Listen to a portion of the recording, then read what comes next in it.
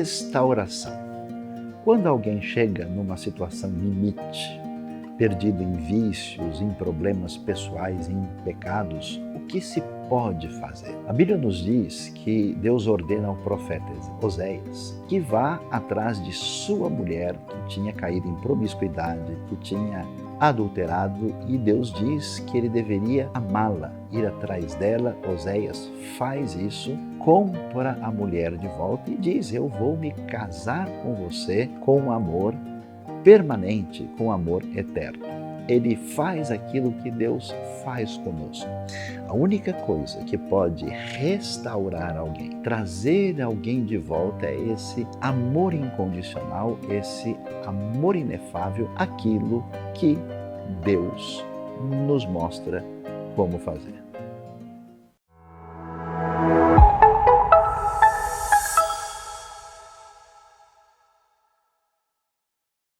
Bom dia a todos, meu nome é Cátia Pereira, eu moro nos Emirados Árabes Unidos e eu quero convidar vocês a estar conosco aqui nessa celebração IBNU, onde nós vamos ter momento de palavra, momento de gratidão, momento de reflexão, momento de oração. E você é o meu convidado a participar nessa celebração. Vem com a gente.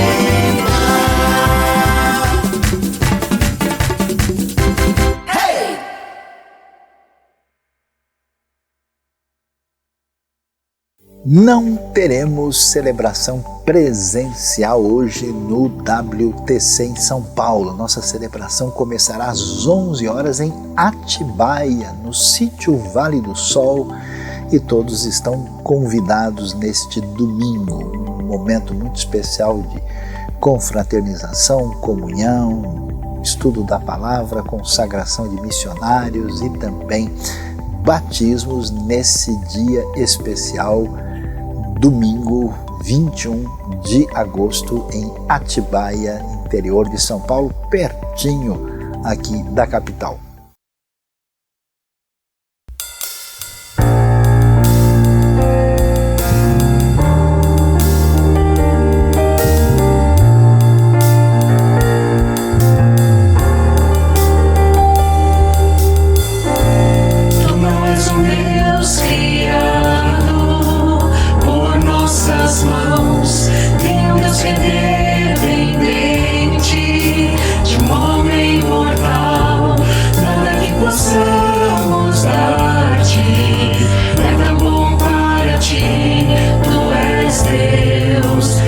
Sempre assim, tu somente és Deus, o eterno Senhor, o teu trono é o céu, tu somente és Deus, hoje aqui, sendo os meus dias bons, ou se forem maus, tu comigo estás.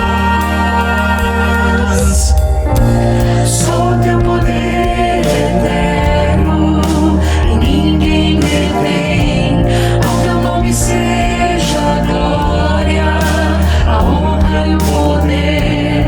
Tudo que podemos dar-te és digno de receber. Tu és Deus, és sempre hás de ser. Tu somente és Deus, o eterno Senhor.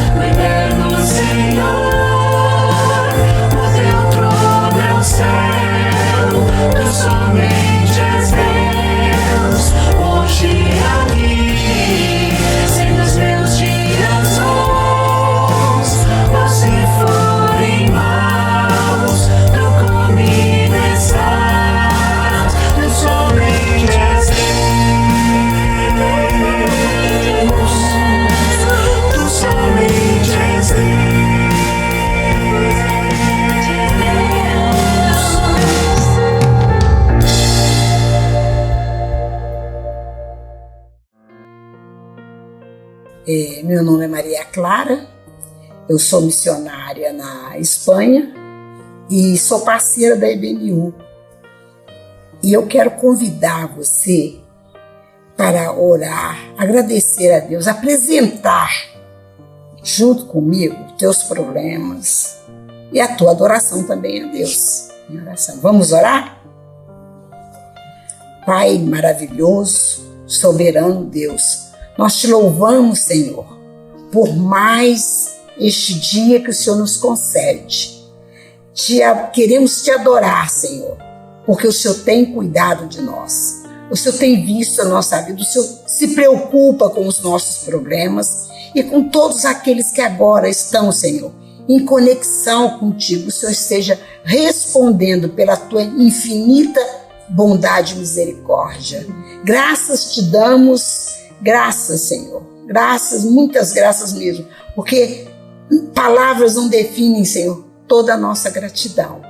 Porque tu és o Deus, tu és o Pai que cuida, o Pai que se importa. E nós oramos e já te agradecemos pelas bênçãos recebidas. Em nome de Jesus. Amém.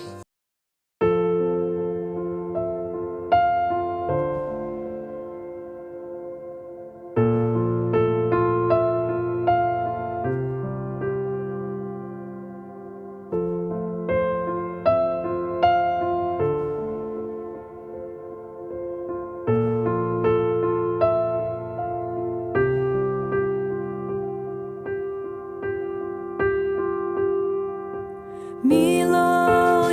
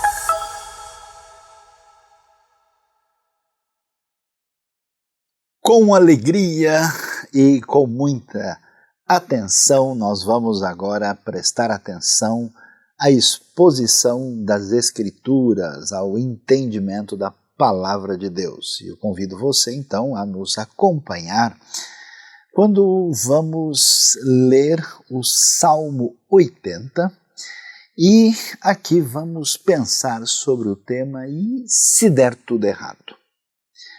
Nós sabemos muito bem que a nossa jornada de fé ela é bastante desafiadora. E a verdade é que apesar de tantas pessoas falarem muita coisa sobre Deus, sobre a fé, é que no nosso dia a dia as coisas tantas vezes não se encaixam nas nossas expectativas, na nossa percepção a respeito de Deus e a respeito dos caminhos de Deus para a nossa vida. E nós mesmo, tantas vezes, desencarrilhamos, digamos assim, o nosso vagão, nós saímos da rota, nós nos perdemos no caminho e essa tentativa de caminhar para a frente se torna um grande desafio. A grande verdade é que muitas pessoas no ambiente religioso, até por serem frequentadores de comunidades de fé, vão, por exemplo, nos seus fins de semana para os encontros e eles ficam ali naquela de manter uma aparência religiosa, de estabelecer a conexão com todo mundo que faz parte da comunidade e assim muitas vezes com uma série de dúvidas, de dores, de situações que precisam de ajustes, realinhamentos e a coisa fica difícil quando tudo dá errado. E a pergunta é, e se der tudo errado? Como é que fica? Até quando a gente está pensando nas últimas reflexões nossas sobre adoração, né? Como é que alguém adora, como é que alguém cultua, quando parece que a coisa dá errado, e às vezes dá errado no nível individual e no nível familiar e até mesmo coletivo maior. Vamos ver o que o Salmo 80 tem a nos dizer, um salmo que aparece dizendo para nós no início, para o mestre de música, de acordo com a melodia, os lírios da aliança, era assim que ele era tocado no templo em Jerusalém, salmo da família de Asaf, né? Um salmo ali parente, por exemplo, do Salmo 73, e nós temos aqui, na verdade, uma coletânea. Se você for olhar, né, nós temos aqui desde o 73, que é um salmo mais conhecido, prosseguindo aqui, nós vamos até o Salmo 83, numa espécie de pequeno livreto, aqui no terceiro livro dos Salmos, né, dos 5 que nós temos lá, né, nós temos então esse livreto pequeno que envolve a família de Asaf que participava do culto no templo nos dias aí do Antigo Testamento. Vamos ver o Salmo 80, o que ele diz? Escuta-nos, pastor de Israel, tu que conduzes José como um rebanho, tu que tens o teu trono sobre os querubins, manifesta o teu esplendor. Diante de Efraim, Benjamim e Manassés, desperta o teu poder e vem salvar-nos. Restaura-nos, ó Deus, faze resplandecer sobre nós o teu rosto para que sejamos salvos. Ó Senhor Deus dos exércitos, até quando arderá a tua ira contra as orações do teu povo? Tu o alimentaste com pão de lágrimas e o fizeste beber copos de lágrimas. Fizeste de nós um motivo de disputas entre as nações vizinhas e os nossos inimigos caçoam de nós. Restaura-nos, ó Deus dos exércitos, faze resplandecer sobre nós o teu rosto para que sejamos salvos. Do Egito trouxeste uma videira, expulsaste as nações e a plantaste, limpaste o terreno, ele lançou raízes e encheu a terra, ela lançou raízes e encheu a terra. Os montes foram cobertos pela sua sombra e os mais altos cedros pelos seus ramos se estenderam até o mar e os seus brotos até o rio. Porque derrubaste as suas cercas, permitindo que todos os que passam apanhem as suas uvas? Javalis da floresta a devastam, e as criaturas do campo delas se alimentam. Volta-te para nós, ó Deus dos exércitos, dos altos céus olha e vê. Toma conta desta videira, da raiz que a tua mão direita plantou, do filho que para ti fizeste crescer. Tua videira foi derrubada, como lixo foi consumida pelo fogo, pela tua repreensão. Perece o teu povo, repouse a tua mão sobre aquele que puseste a tua mão direita, o filho do homem que para ti fizeste crescer. Então não nos desviaremos de ti, vivifica-nos, invocaremos o teu nome. Restaura-nos, ó Senhor Deus dos exércitos, faze resplandecer sobre nós o teu rosto, para que sejamos salvos. Esse salmo chama a atenção e a gente tem que entender o que é que está acontecendo aqui, qual que é o cenário histórico. Nós temos um momento em que a nação de Israel é atacada por tropas estrangeiras, onde existe uma devastação. O texto fala de uma linguagem assim poética, muito bem construída, né? Nós vemos aqui que o texto vai chamar a nação de uma videira, e a gente fica perguntando qual é esse cenário, quando é que isso está acontecendo, e é interessante ver o verso 2, que traz uma luz para nós, porque menciona Efraim, Benjamim e Manassés. Especialmente vale a pena observar Efraim e Manassés, que são as duas tribos maiores e mais importantes do Reino do Norte. E Benjamim fica no Reino do Sul, mas numa região dividida. Na verdade, uma parte de Benjamim entrava no antigo Reino do Norte e uma outra parte mais próxima de Jerusalém ficava ali no Reino do Sul, propriamente dito. E quando nós vamos ouvir Deus sendo chamado de pastor de Israel e vemos a descrição, isso se encaixa no 8º século a.C., na época em que os invasores assírios chegam para destruir o Reino do Norte e, de fato, conseguem, inclusive, aí nós temos a destruição de Samaria, que é conquistada no ano 722.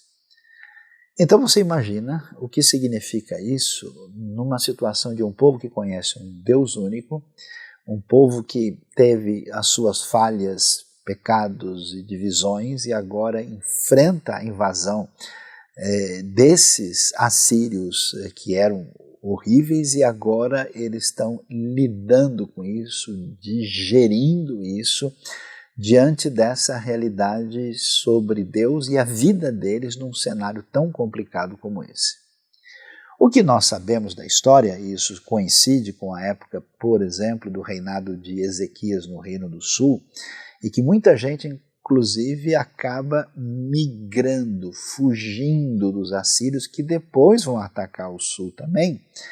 E quando eles fazem isso, vão ali, vamos dizer, trazer um povoamento muito alterado e maior no reino de Judá, no sul da terra prometida.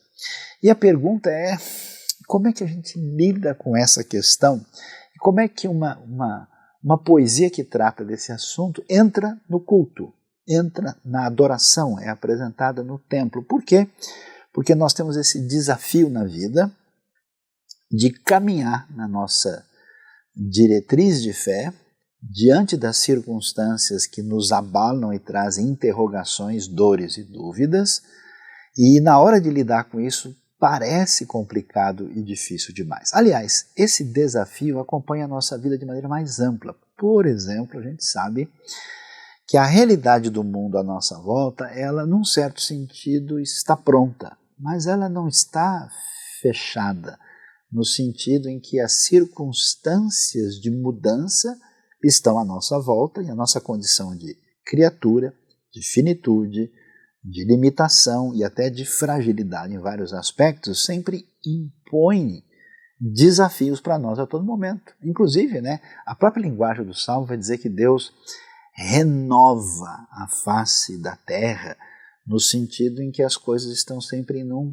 na perene transformação. O famoso filósofo, estudioso da experiência humana, da história do pensamento, Henri Bergson, dizia, né, que nós estamos naquilo que é chamado uma continuação, que a razão humana era incapaz de apreender o objeto, porque nós temos a necessidade de ter o que ele chamou de uma intuição intelectiva para poder captar a realidade à nossa volta, porque tudo está em transformação constante.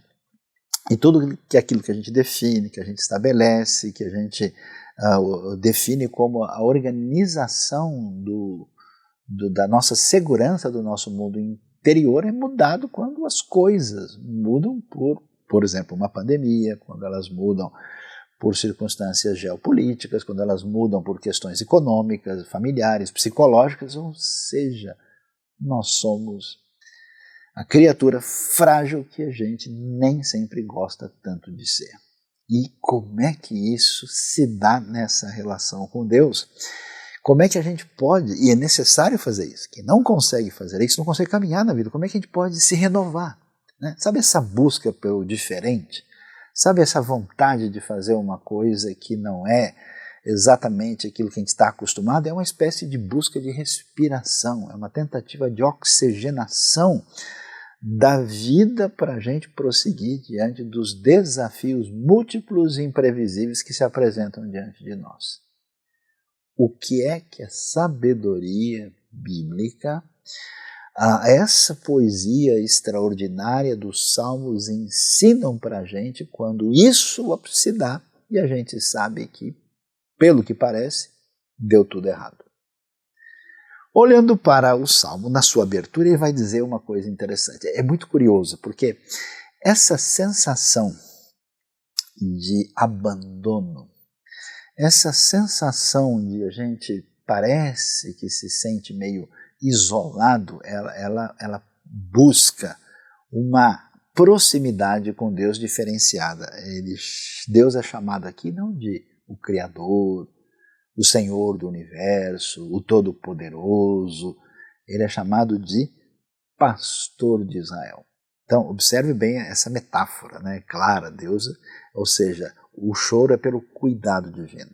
É aquele negócio, o menino caiu, bateu no chão, ralou o joelho, né, cadê o pai, cadê a mãe, quem é que pode me ajudar?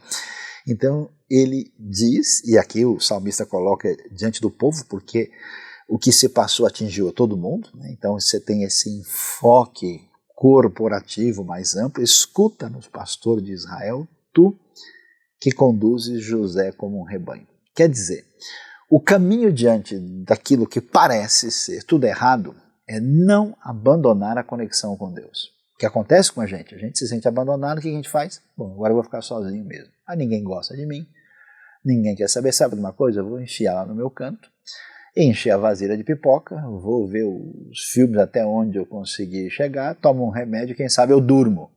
Essa é a maneira de fugir e de tentar escapar da realidade nesse comportamento, inclusive, problemático de parte da sociedade contemporânea.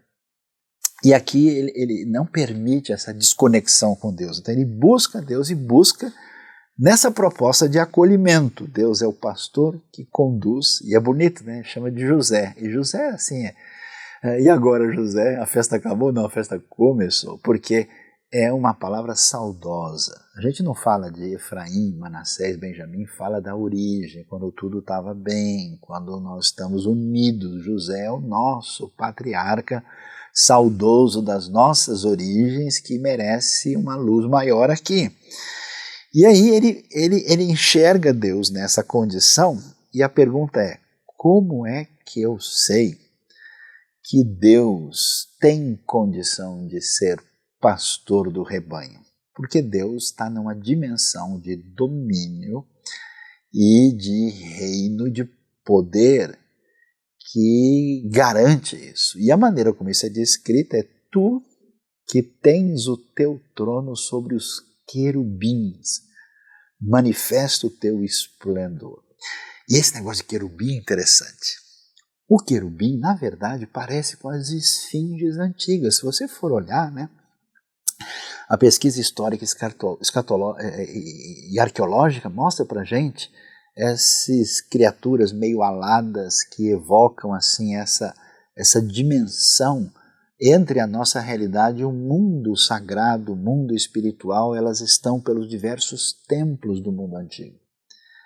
Dentro desse ambiente cultural, o querubim aparece e ele evoca esse poder divino, evoca aquilo que a gente encontra lá no tabernáculo, no Êxodo, por exemplo, capítulo 25, que tem a sua raiz lá no Gênesis mesmo, na própria narrativa que envolve a descrição do Éden. E é muito interessante porque aquilo que evoca uma espécie de glória que separa e distancia, né? Os querubins estão lá na arca, os querubins fecham o caminho para o Éden, né? Aqui tem a ver com essa ideia de esplendor, de poder e de domínio numa busca de aproximação daquilo que parece estar distanciado. E a ideia de luz prevalece aqui. Por que será? Talvez por causa da ideia de que aquilo que envolve a nossa vida sempre necessitará de um momento novo de criação. Quando está tudo errado, eu preciso começar de novo. E essa ideia de luz está ligada com o primeiro elemento da criação. Disse Deus, haja luz. Então essa questão da glória, do poder e do domínio evoca o Deus da criação e que tudo domina, que o trono dele sobre os querubins manifeste esse esplendor, coisa gloriosa, diante de Efraim, Benjamim e Manassés. Deus, desperta o teu poder e vem salvar-nos.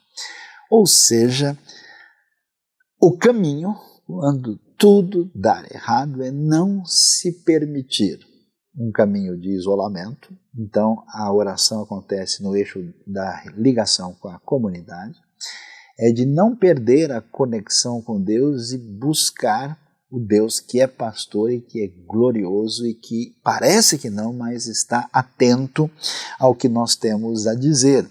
E aí ele vai dizer a frase, que é a frase que tem a ver com esse novo começo. É isso que precisa acontecer na nossa vida, que é restaura-nos, ó Deus. Olha que bonito, é tão especial, isso vai ser repetido algumas vezes nos Salmos, e a força da repetição ela é didática, ela tem um enfoque pedagógico para reforçar a nossa lembrança. A frase especial é: faze resplandecer sobre nós o teu rosto para que sejamos salvos. No fundo parece uma frase estranha, mas ela não é, porque quando a gente pensa que está tudo errado, a gente talvez imagine de maneira direta. Está errado, então precisa corrigir. É dívida, precisa pagar. É relacionamento, precisa pedir desculpa.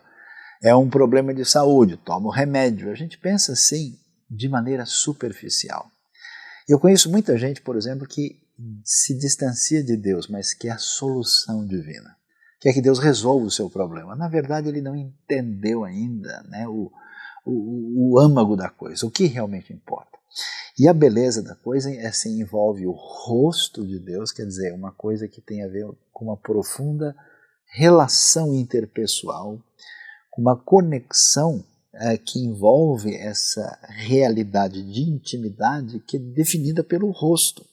E esse rosto envolve essa iluminação que dissipa as trevas, essa palavra que evoca a criação, que coloca a ordem no caos que está à nossa volta, e o resplandecer do rosto divino, que quer dizer que Deus amplie e mantenha a sua bondade sobre nós para que sejamos salvos. Então você, talvez, olhando para a sua vida, travado numa espécie de marasmo sem caminho, ou com problemas que parecem não ter saída, ou com situações que fazem acumular sentimentos negativos que afastam você da relação com o próximo e diante de Deus, não desista do pastor de Israel, daquele que faz brilhar o seu rosto sobre nós.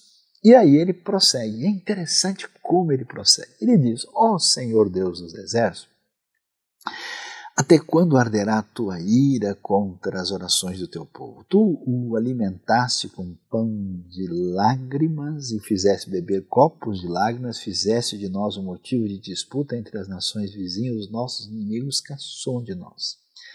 Duas coisas chamam a atenção nessa descrição. A primeira delas tem a ver com aquilo que sempre acompanha a gente, que muitas pessoas não querem. Talvez, vamos usar uma linguagem aqui, limpar o lixo que se acumula na consciência. Você que mexe com aparelhos eletrônicos, o computador, ou com smartphone, celular, você vê de vez em quando assim, ó, quer limpar aqui o lixo para que haja um desempenho melhor? Está cheio de gente que o lixo não está limpo. E não está limpo por quê? Porque os nossos desacertos, os nossos erros e equívocos, eles não podem ser simplesmente varridos para debaixo do tapete. Somos seres morais, criados à imagem e semelhança de Deus. Então, quando a gente não lida com isso direito, isso vai como que virando uma inflamação do coração, que explica muito da nossa ansiedade, da nossa ira, do nosso destemperamento, descontrole, uma série de elementos negativos.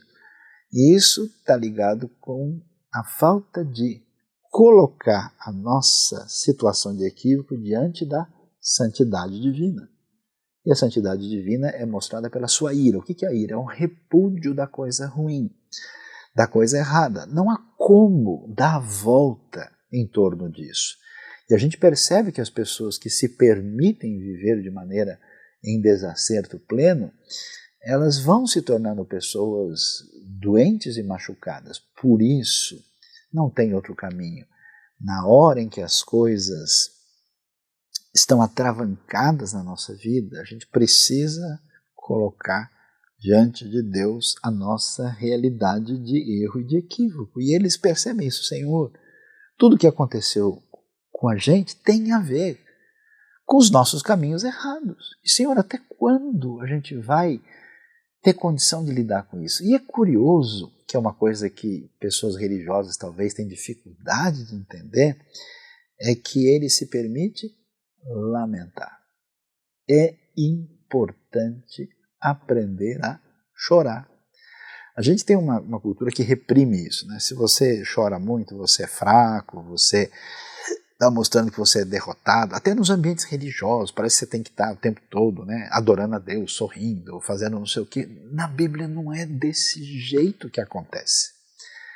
Aparece uma espécie de caminho de cura do coração por uma santa teologia da lamentação. Não é interessante?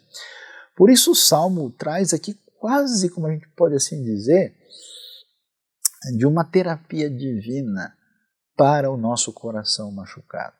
Por isso, o salmista vai dizer: Senhor, é interessante, né? É respeitoso, mas há uma certa reclamação de Deus. Deus, o Senhor está vendo o que está acontecendo? Até quando o Senhor vai pegar pesado com a gente aqui, com essa situação? Olha, o Senhor andou alimentando o seu povo com um pão de lágrimas. O Senhor deu um copo cheio de lágrimas para a gente beber.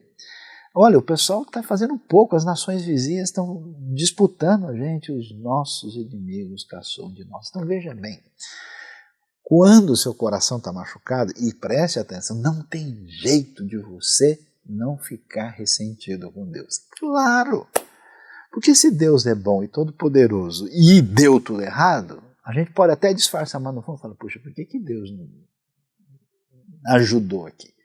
Por que ele não deu a volta e não impediu que o meu filho passasse por isso?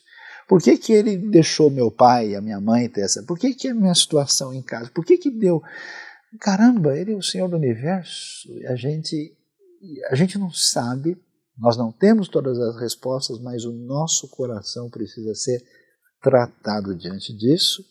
E o caminho bíblico, que a ciência da alma humana demorou para constatar, é esse santo choro diante de Deus. É um derramar do coração.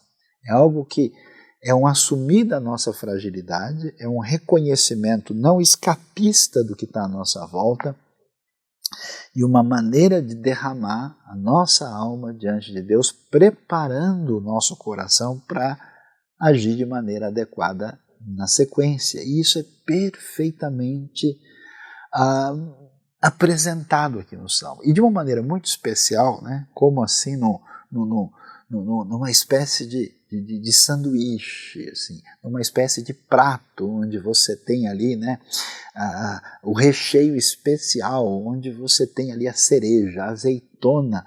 O cântico aparece na sequência dizendo o quê?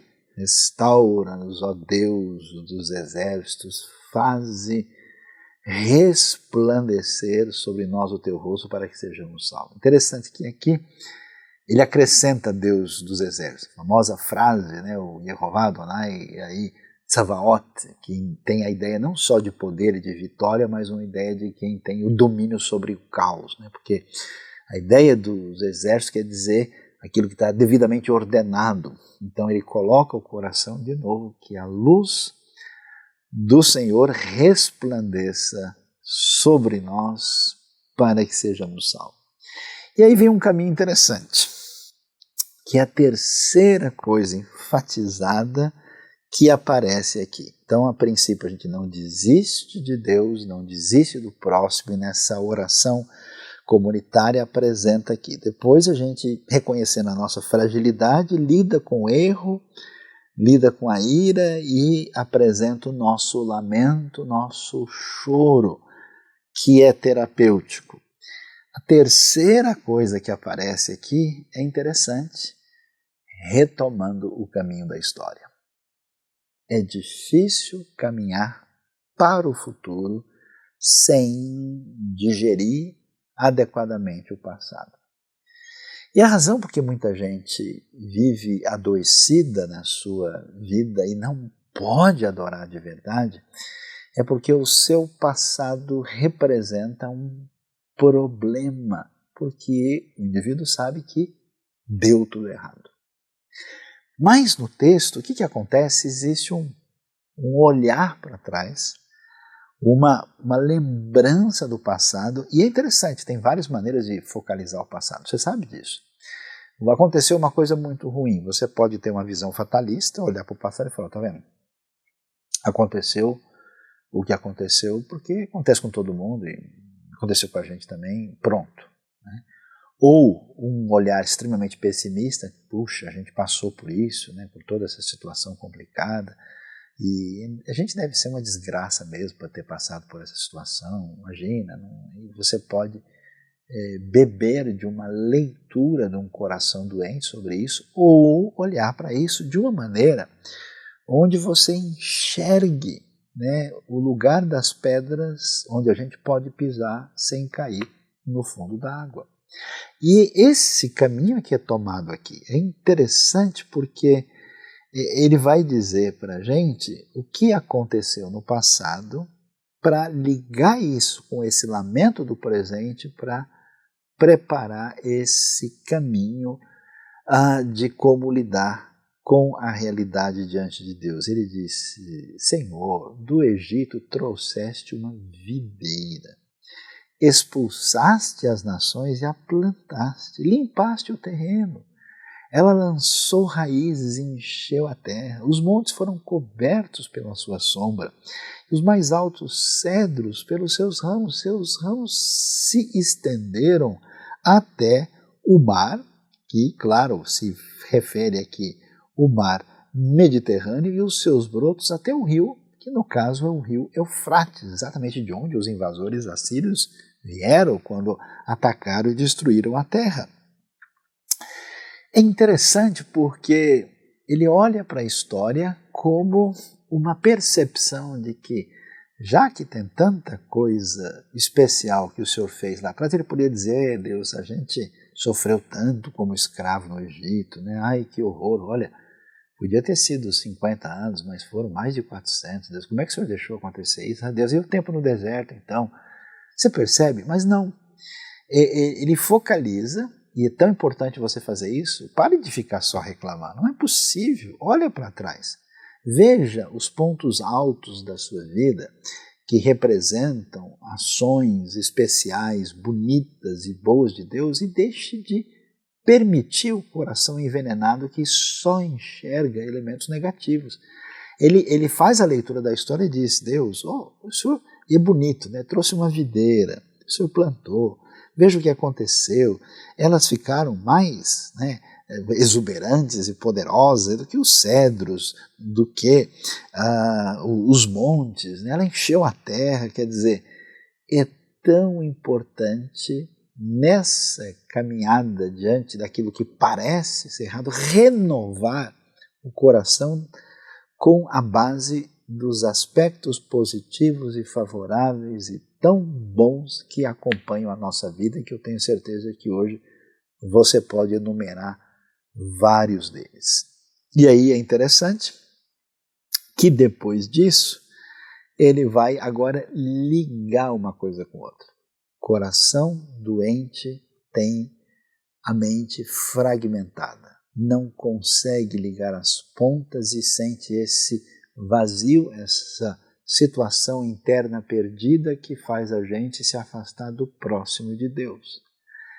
Aqui é interessante como tudo debaixo de Deus começa a ligar e fazer as pontes. E há uma ligação curiosa entre a lembrança gratificante do passado e a dor e o choro do presente, para que haja uma conexão que vai produzir libertação. É muito interessante ver a sabedoria do Salmo, porque ele vai dizer, Senhor, e não tem jeito, tá vendo? Não adianta a gente achar que as coisas aconteceram porque foi burrada nossa. Isso a gente já sabe. Você e eu não temos jeito, a gente sempre vai fazer burrada. Deus nos ajude e tenha misericórdia de nós. Não adianta jogar no acaso e dizer, assim mesmo, a Síria é um poder, eles quebram tudo e Deus não tem nada a ver com isso. Aconteceu porque aconteceu. Isso não é uma resposta sábia e alinhada com o que a Bíblia nos apresenta. Por isso ele coloca tudo isso diante de Deus e diz, Senhor, por que derrubaste as suas cercas da videira tão bonitinha, arrumadinha lá, permitindo que todos que passam apanhem as uvas, os javalis da floresta devastam, as criaturas do campo dela se alimentam. E aí é interessante que, diante dessa situação, ele agora, olha que coisa, a partir da lamentação sincera, que conectou com a gratidão, olha um caminho de uma adoração autêntica. O que é complicado nesse negócio de religião? É a falsidade. É a coisa que você sabe que não é autêntica. Aquela pessoa que está fingindo um sorriso, está falando de Deus só porque todo mundo está dizendo, é aquele negócio que não dá para engolir. E você vê que aqui é um caminho muito diferente. Aqui a coisa ela é... Então veja que agora ele intensifica a oração. É a oração que vem de dentro. É a oração do indivíduo quebrantado porque deu tudo errado. Veja como ele intensifica, ele diz, volta-te para nós, ó Deus dos exércitos, dos altos céus, olha e vê, toma conta desta videira, da raiz que a tua mão direita plantou, do filho que para ti fizeste crescer.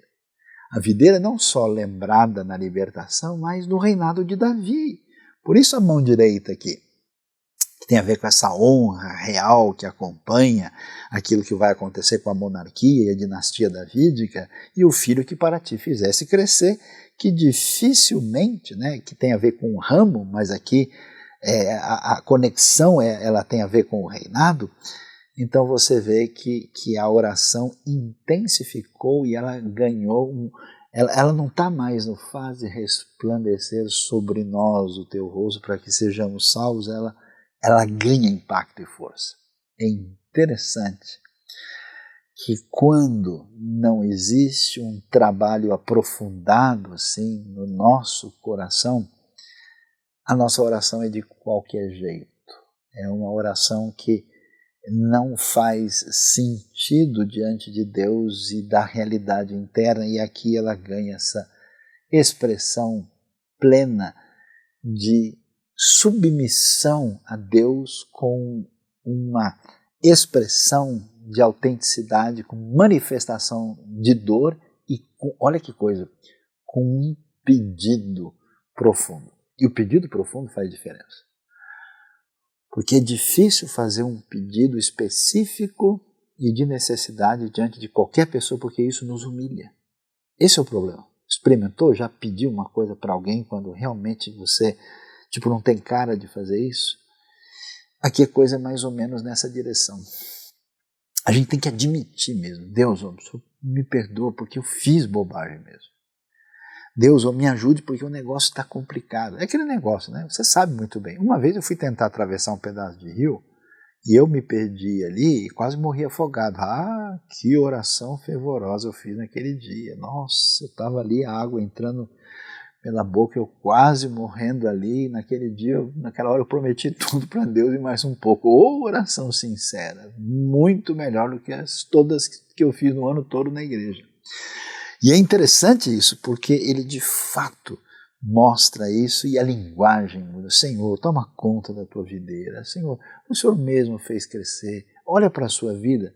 Deus fez o que Ele fez com você, que você já sabe lá atrás, os momentos da sua vida.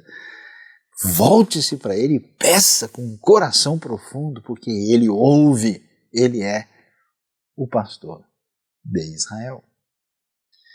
E aí ele vai prosseguir e vai para o desfecho do Salmo de uma maneira magistral.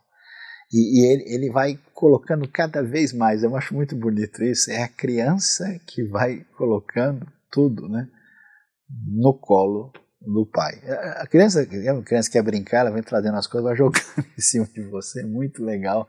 Então, quer dizer, a gente se afasta do nosso isolamento, da mesmice, da nossa a tentativa de buscar a caverna de Elias, o barco de Jonas, né, na nossa autonomia distanciada, prepotente e tola, e não descobre que não tem jeito, a conversa com Deus. Para com essa bobagem, não, porque eu vi isso, eu vi não sei aonde, porque alguém fez isso, na igreja tal, não sei quem. Você é que perde a relação com Deus, que pode e vai sustentar a sua vida. E então ele diz, Deus, tua videira foi derrubada. Olha que coisa, Deus chora junto comigo. E é interessante essa ideia de que Deus sente conosco aquilo que os estudiosos chamam de teodiceia, de comunhão, né? Por isso a gente sensibiliza a Deus. Isso que é bonito, porque Deus não é uma força para a gente manipular. Deus não é um controle para a gente apertar e dizer fórmulas para Ele atender. Não, Deus é alguém com o seu rosto que brilha, com o seu olhar desde o céu, com o seu coração que sente com a gente e com a sua mão que se estende em função da sua misericórdia. É muito bonito esse negócio.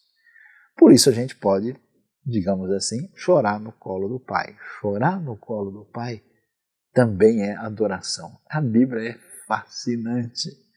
E aí ele diz, Senhor, olha, tua videira é como um lixo consumido pelo fogo. Pela tua repreensão perece o teu povo. Deus, olha, de novo ele enfatiza, olha o que está acontecendo, presta atenção, Senhor. E aí a beleza do pedido vem, repouse a tua mão sobre aquele que puseste a tua mão direita, o filho do homem que para ti fizeste crescer. Certamente uma esperança que tem a ver com a dinastia de Davi, que evoca Davi, talvez a que se estenda até chegar a Ezequias, que vai ser esse rei que se submete a Deus e, aliás, que soube orar numa situação de extrema necessidade e fragilidade. E aí vem o ponto final tão interessante. Sempre que tudo dá errado, a gente precisa de um novo começo. Olha que coisa interessante, deu errado com Davi. Davi pecou e fez o que não devia. Quando ele ora a Deus, ele faz um pedido interessante lá no Salmo 51, verso 10. Cria em mim um coração puro, ó Deus, e renova dentro de mim um espírito estável, um espírito inabalável. Renova dentro de mim. Você percebe? Você sempre vai precisar de renovação. Você sempre vai precisar de um avivamento. Observe a história. Veja que o povo de Judá, depois desse momento, estamos falando da chegada dos assírios no final do século VIII. Daqui a pouco, no século VII, em Judá, esse pessoal vai se esquecer de Deus. Se você for ler 2 Reis, capítulo 23, e ver a grande reforma que o rei Josias vai fazer em 620, diante daquele povo afastado de Deus, é impressionante o que a gente vai ver lá. Quando lemos Esdras, posteriormente, depois que o povo volta do cativeiro da Babilônia, olha só que coisa, capítulo 10 de Esdras, enquanto Esdras estava orando e confessando, chorando, prostrado diante do templo de Deus, uma grande multidão de israelitas, homens, mulheres e crianças, reuniram-se em volta dele, eles também choravam amargamente. Você percebe? Você vai errar e vai sentir o seu caminho perdido. Então, na verdade, nem é se der tudo errado. Talvez é outra palavra, expressão que deve ser colocada, que é e quando der tudo errado. Porque você e eu, como crianças perdidas, mal criadas, insolentes e prepotentes, a gente solta a mão do pai. E a gente pega o nosso próprio caminho. Aí perdido no meio da rua, no meio da feira, dentro da loja, a gente chora e grita. E Deus, na sua bondade, se aproxima da sua vida, da minha vida, estende a sua mão e a gente certamente vai encontrá-lo para esse momento de restauração. É como uma primavera espiritual. Aquilo que estava seco, aquilo que estava destruído, que estava desértico, feio, começa a florir. Deus renovando a face da terra e renovando a vida no nosso coração. E olha que coisa boa, porque ele vai dizer o seguinte, vem a última parte da história, então, não nos desviaremos de ti, vivifica-nos e invocaremos o teu nome. Deus, dá-nos vida. Nós não conseguimos viver sem a luz do teu rosto, sem o soprar da tua parte. E Deus, a gente descobriu o que é avivamento, o que é adoração. A gente não sai mais correndo, dando as costas. Essa ideia tão maravilhosa de não nos desviarmos de ti mostra onde está o nosso problema. A grande dificuldade da nossa vida sempre é fugir do amor de Deus. A gente não quer o abraço, a gente sabe que a gente consegue, a gente vai pelo nosso caminho.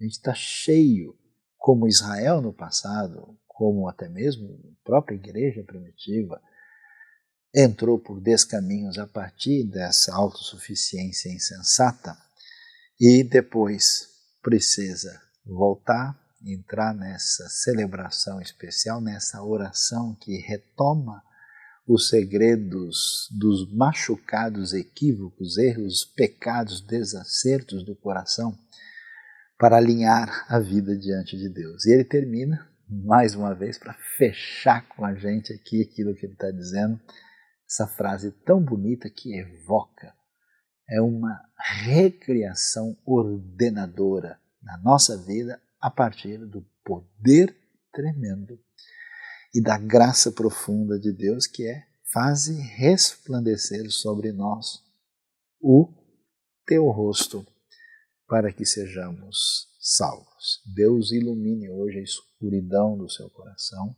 Deus cure a sua dor, Deus perdoe os seus pecados, Deus reorganize a sua vida, Deus lide com o seu choro, Deus abençoe que essa luz traga vida especial do Senhor para o nosso coração. Isso sim é adoração.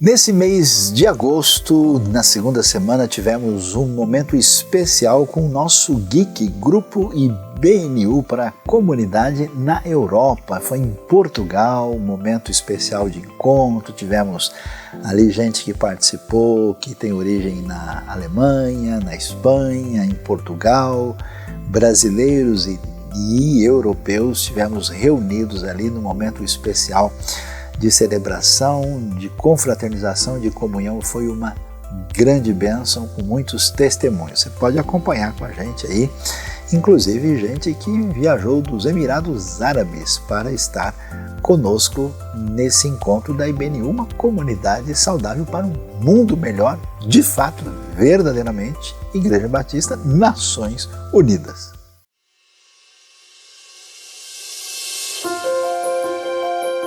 Meu nome é Juscelene, moro em Portugal, faço parte da IBNU e neste momento eu gostaria de agradecer a Deus por ter tido a oportunidade de reunir os irmãos aqui da Europa, na minha casa, inclusive o pastor Sayão, e que tem nos abençoado muito, tem nos trazido palavras de conforto, palavras de adoração.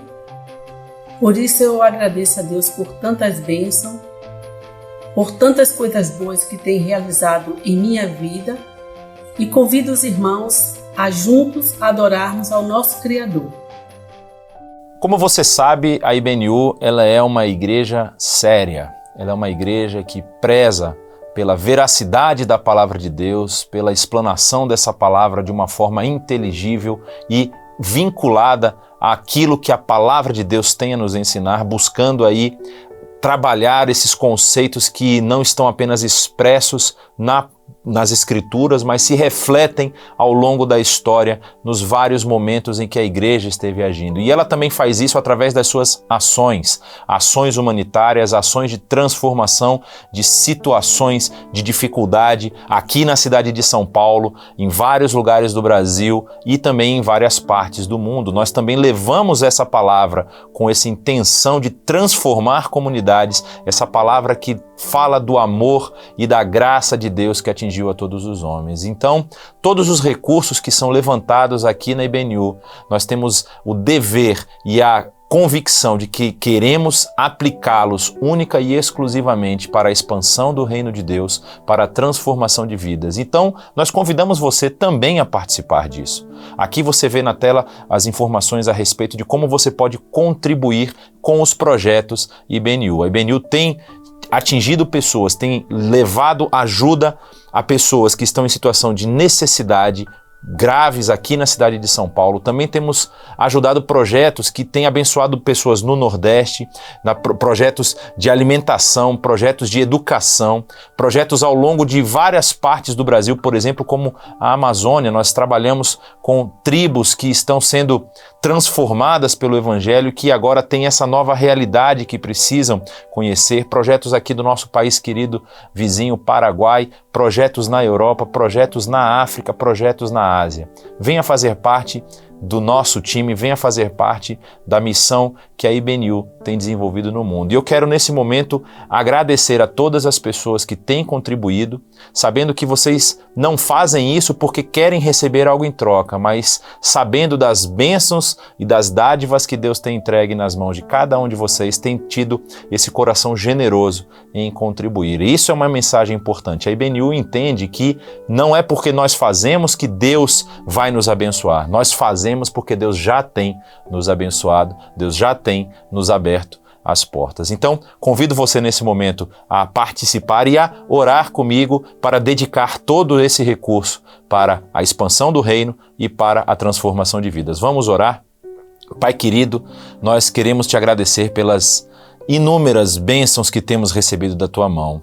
Ainda que tenhamos enfrentado dificuldades nesse período de pandemia, ainda que tenhamos enfrentado dificuldades financeiras por questões da ação econômica que foi abalada também por conta dessa pandemia, o Senhor tem nos sustentado, o Senhor tem nos conduzido, o Senhor tem aberto portas para que a IBNU, como igreja, como corpo de Cristo, faça a diferença na vida de tantas pessoas aqui em São Paulo, no Brasil e no mundo. Por isso, Senhor, nós queremos dedicar parte daquilo que o Senhor tem entregue nas nossas mãos, como aqui uma oferta de aroma suave, uma oferta agradável a Ti, Senhor, uma oferta que vá ser utilizada para abençoar vidas no Brasil e em todos os lugares do mundo.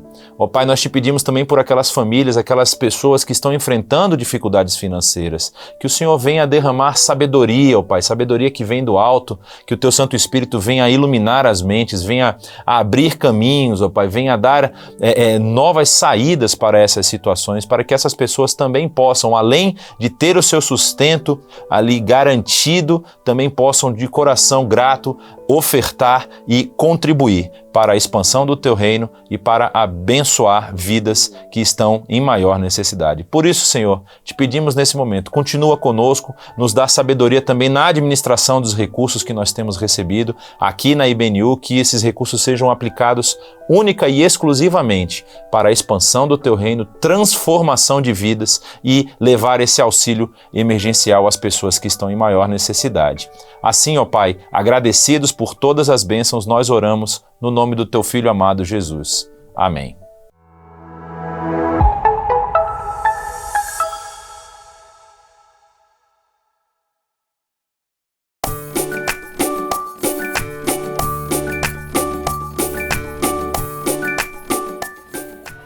Sem dúvida, este era o profeta que deveria vir ao mundo. Oi, turminha, tudo bem? Esse versículo que eu falei, ele se encontra lá em João, capítulo 6. E ele é um versículo muito bonito e muito especial, porque ele foi falado numa história que eu sei que vocês conhecem muito bem. Parem para pensar nesse pedacinho da Bíblia, como ele é interessante. Este é o profeta que deveria vir ao mundo. Essa frase foi falada, sabe em qual história? Naquela história em que Jesus multiplicou 5 pães e 2 peixinhos. Ele foi partindo o pão, distribuindo para toda a multidão, e quando viu aquele monte de gente que estava parada ouvindo o que Jesus estava falando, conseguiu ser alimentada. Os seus discípulos ficaram assim, o que está acontecendo? Eles nem acreditaram no que estava acontecendo. Mas naquele momento, essas pessoas, elas conseguiram falar essa frase, sabe por quê? Elas perceberam que Jesus era o profeta, ou seja, um enviado de Deus para levar a mensagem de Deus que deveria vir ao mundo. Elas perceberam que ele era especial, que ele era alguém diferente. E isso, crianças, nos traz a lição de que Jesus, era o que as pessoas ainda estavam descobrindo naquela época, não era só mais um profeta, ele é o Filho de Deus, que é capaz de perdoar os nossos pecados e de transformar a nossa vida. Então, que essa história tão linda que aconteceu lá no Mar da Galileia, que também era chamado de Mar de Tiberíades, com aquele monte de gente que marcou a história, possa ficar guardada no coração de vocês. Que todos os dias vocês lembrem que Jesus, ele é muito especial, que ele veio ao mundo e que só ele é capaz de operar de fazer qualquer milagre na nossa vida, tá bom? Um beijo, criança!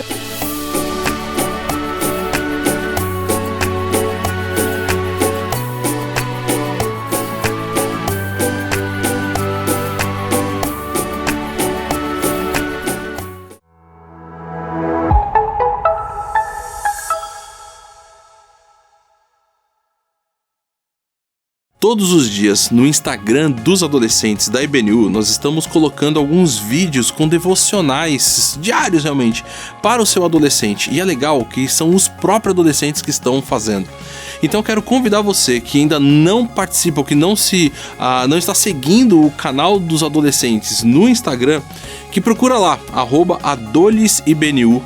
Escute, e se você tem inclusive adolescente, envie para ele também os nossos devocionais. São devocionais específicos para os adolescentes. Eu tenho certeza que vai ser um momento muito especial, tanto para ele, para o adolescente, como para você também, como pai, tio, para poder conversar com ele e ter algumas coisas ali para orarem juntos. É isso aí, então siga a gente, não esquece, @adolesibnu. Sabe aquela hora em que você pensa, Deus, eu queria ter um pouco mais de sabedoria? Um livro que está repleto de coisas para ensinar pra gente é Provérbios.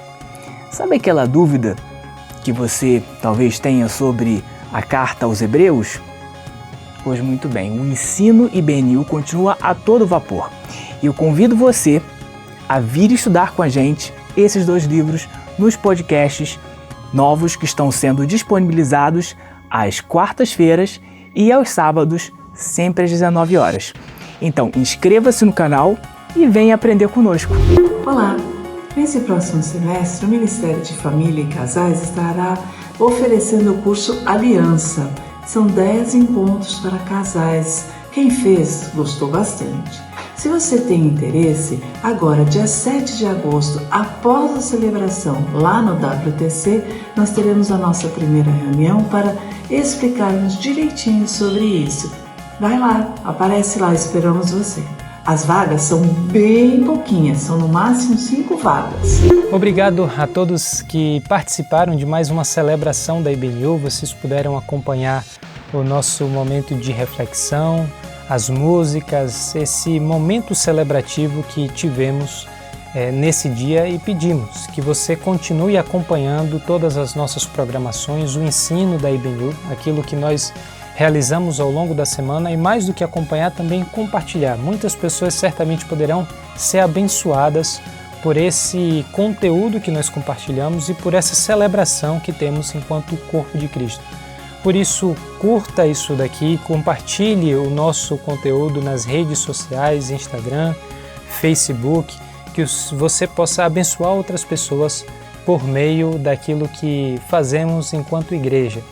Nós esperamos que você tenha uma semana abençoada e até o nosso próximo momento.